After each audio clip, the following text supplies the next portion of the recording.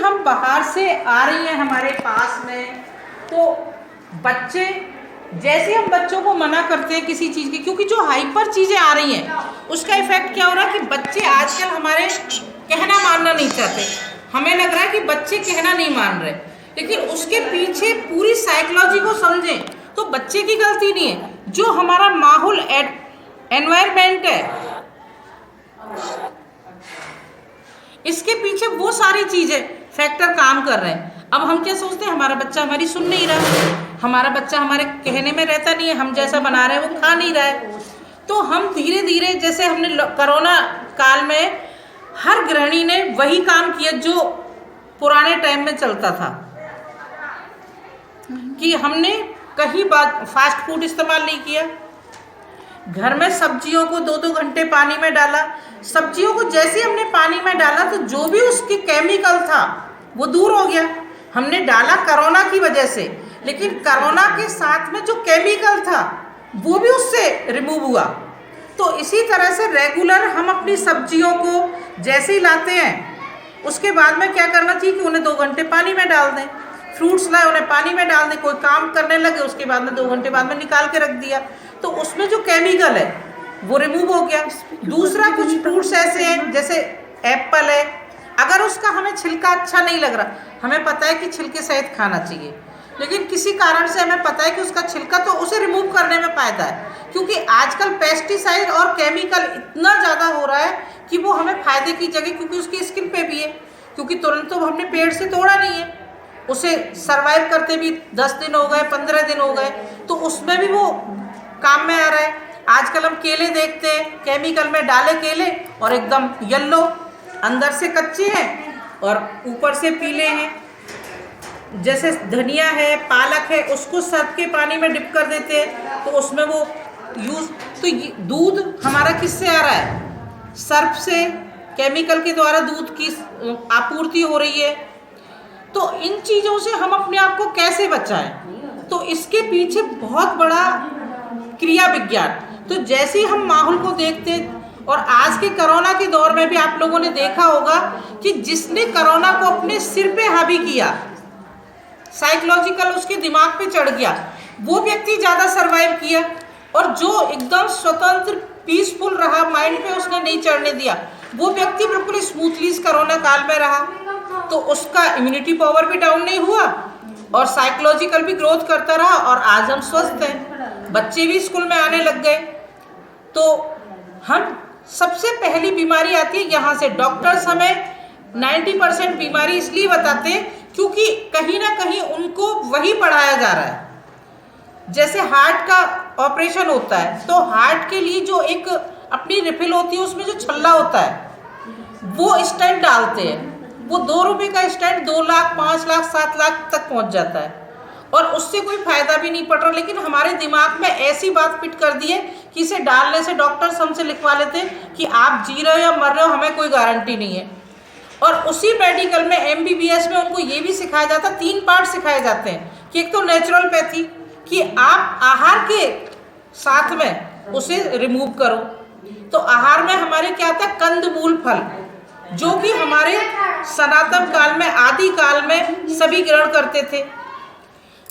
कंदमूल फल क्या चीज़ है कि ये हमारे फाइबर, आज हम देखते हैं ईसबगोल की भुस्सी फाइबर के रूप में काफ़ी चीज़ें आ रही हैं डब्बा बंद, हम उन्हें यूज़ करते हैं। उन्हें ना यूज़ करके, जूस ना पी के, हम डायरेक्ट फ्रूट्स खाते हैं। हर सीजन में जो भी फल मिल रहा है हमें, चाहे संतरा है, मौसमी है, केला है, केला सबसे सुंदर सस्ता उपाय है।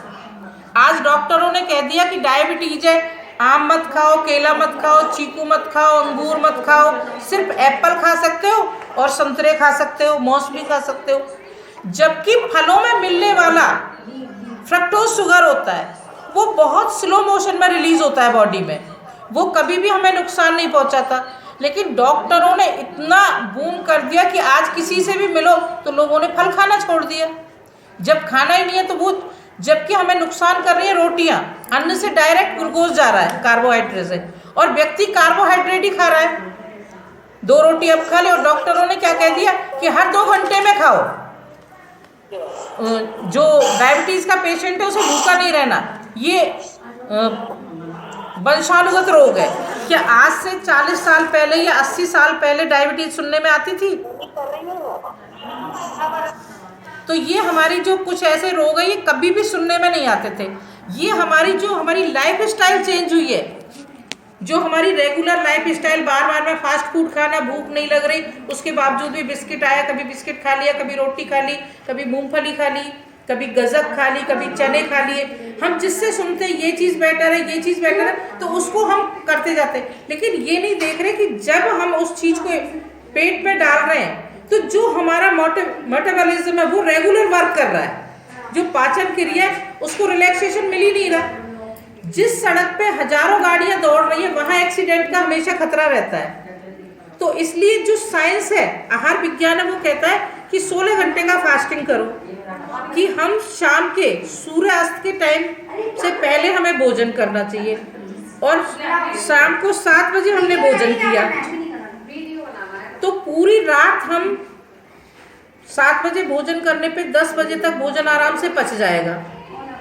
भोजन पच गया, उसके बाद में हमारी जो जैविक क्रिया है, साइकिल है हमारी, वो अपना वर्क चालू करेगी। जब कोई ट्रैफिक नहीं आ रहा तो गाड़ी स्मूथली चलेगी, और जब बॉडी शिथिल होगी, शांत होगी, तो वो फंक्शन अपने आप को वर्क करने के लिए व्यक्ति इम्प्रूव होगा अच्छे से।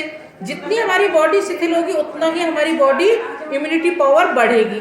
लेकिन हर व्यक्ति रात के 12 बजे ऑर्डर किया, पिज्जा आ गया, बर्गर आ गया, रात को मैगी बना के खा ली। आजकल तो हमारे बच्चे बहुत कुछ करने लगे, नाइट में जाग रहे तो हमारी जो साइकिल है वो भी उल्टी हो गई। तो अब इन चीज़ों से बचाने के लिए हम बच्चों को कैसे समझाएं? सबसे बड़ा प्रश्न हमारा ये आता है, क्योंकि बच्चे हमारी बात सुनने को तैयार नहीं है। जो हमारा 20 साल 25 साल का गैप है कम्युनिकेशन का, वो कहते हैं कि आप लोग क्या समझते हो, क्या वक्त के साथ नहीं चलेंगे? बिल्कुल चलेंगे, चलना भी जरूरी है। अगर हम आज की टेक्नोलॉजी को नहीं माने तो हम घर में कैसे काम करें? हम भी उन चीज़ों को यूज़ कर रहे हैं। तो जो भी चीज़ हमें अपने बच्चों को समझाना है उसे हम इमोशनल, टीचर की बात बच्चा मानेगा, माँ की बात बच्चा वैसे नहीं मानेगा। अगर आप ऑर्डर फॉर्म में किसी बात को कहोगे तो बच्चा कभी नहीं सुनेगा, उसको इमोशनली। मैंने अपनी मनपसंद का कोई वीडियो स्पीकर पे लगा लिया, बच्चा कहेगा क्या बोरिंग लगा रहे हो, हम भी सुन रहे हैं, बंद करो ना आप लीड लगा के। बेटा सारे टाइम कान में लीड लगाऊंगी तो मेरे को तकलीफ होगी, कान में रोग हो जाएगा, सुनने की क्षमता कम हो जाएगी, प्लीज़ तुम लोग थोड़ी सी देर बर्दाश्त कर लो, ये मुझे अच्छा टॉपिक है, ये सुनना है। तो बच्चे इमोशनली आपको इग्नोर नहीं करेंगे। मुसीबत उनके लिए इस टाइम माँ काम नहीं कर रही, लेकिन वो मुसीबत मानेंगे यार आध घंटे तक ये चलेगा। लेकिन अनजाने में कुछ चीज़ें उसके अनकॉन्शियस माइंड में जाएंगी, जो हमारी बात वो सुनना नहीं चाह रहा था, लेकिन कुछ बातें वो उसमें से ग्रिप कर लेगा। जैसे आप खीरा काट के रखो, 2 खीरे काटे, 2 एप्पल काटे, बच्चे ने कह दिया मुझे नहीं खाना, आप ग्रुप में लेके बैठ गए, तो हो सकता है बच्चा मना करे, लेकिन बेटा 1 पीस ले ले, उठाएगा, बेटा 1 पीस और ले ले, तो नाना करते 1-1 पीस लेगा तो 4 पीस तो खाए। इसी तरह से जो चीज़ हम सुन रहे हैं उसमें से पूरा नहीं सुना, लेकिन कुछ पर्टिकुलर शब्द उसके कान में जाएंगे, तो उससे संबंधित उसे जो अपने काम की चीज़ लगेगी या नहीं मान रहा, उसके बावजूद भी वो मानेगा कि हाँ बात तो सही है। फिर वो अपने को नहीं कहेगा, मौका लगते ही गूगल, आजकल हमारी औलाद गूगल की औलाद हो चुकी है, हम जो कह रहे हैं उसे नहीं मानते, तुरंत गूगल पे सर्च करते हैं। तो जब वो गूगल पे सर्च करेंगे तो उन्हें भी लगेगा कि बात तो ऑथेंटिक है, ये चीज़ ऐसे है। तो धीरे धीरे हम इस प्रक्रिया को करते जाएंगे अपने घर में, ज़्यादा नहीं, थोड़ा थोड़ा इम्प्लीमेंट करेंगे तो 4 दिन बाद में बच्चा उस विषय में आपसे जिक्र करेगा, बात करेगा, तो थोड़ा सा हम देने की कोशिश करें, थोड़ा सा उससे लेने की, आधुनिकता लेंगे, पुराना देंगे। तो जब 1 रुपया लेते देते तो 1-1 रहता है, लेकिन एक विचार इधर आया और एक विचार नए पुराने के कॉम्बिनेशन बहुत अच्छा बनता है। हम माँ बेटे एक दूसरे के क्लोज आएंगे, स्टूडेंट टीचर क्लोज आएंगी। तो जब हम एक दूसरे के साथ में अपने विचार लेंगे तो वो उनकी बात हम समझें कि आज के टाइम में हम टेक्नोलॉजी को कैसे यूज़ करें, और हमारी बातें वो हमारे बच्चे समझने की कोशिश करेंगे। मीटिंग ऑफ हो गई, लिख दूँ इसमें।